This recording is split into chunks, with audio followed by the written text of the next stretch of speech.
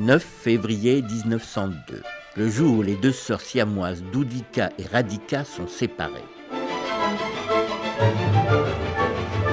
Par Frédéric Lévineau, journaliste au Point. Âgées de 14 ans, les deux sœurs siamoises Doudika et Radhika sont les vedettes du cirque Barnum et Bailey, installés sur les Champs-Élysées. Tout Paris accourt pour voir les deux fillettes reliées par un pont de chair entre l'appendice et l'ombilic. Elles sont nées dans un petit village indien.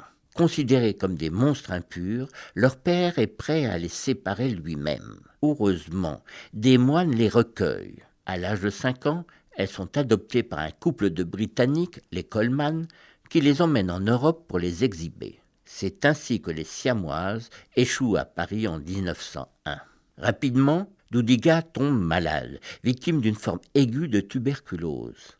L'issue ne peut être que fatale. Pour sauver Radhika, encore en bonne santé, il n'y a qu'une solution, la séparer de sa sœur. Mais qui osera tenter l'opération ? Finalement, les deux fillettes sont hospitalisées dans l'établissement d'Eugène Doyen, un chirurgien très médiatique et très contesté de son époque. L'opération se déroule le dimanche 9 février 1902. À 14h30, Eugène Doyen, qui est assisté par 5 autres chirurgiens et 3 religieuses, entame la séparation.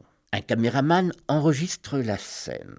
En effet, Doyen tient à filmer chacune de ses opérations pour instruire ses confrères. L'inconvénient, c'est qu'une bobine de film de l'époque ne dure que 10 minutes, ce qui oblige le chirurgien à opérer au pas de course. Doyen tranche rapidement la peau, puis la voûte cartilagineuse liant les deux siamoises, sans même prendre le temps d'enfiler des gants et de mettre un masque. Puis, il s'attaque à une masse hépatique commune, très vascularisée. Il ligature 3 artères volumineuses avant de la découper au petit ciseau. Il ligature 3 artères volumineuses avant de la découper au ciseau. Pour la première fois de leur vie, Doudika et Radhika sont séparées. 7 jours plus tard, Doudika meurt d'une péritonite tuberculeuse.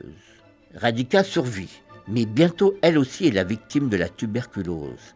Elle décède 2 ans plus tard dans un sanatorium près de Menton. Une série réalisée par Megan Kieki.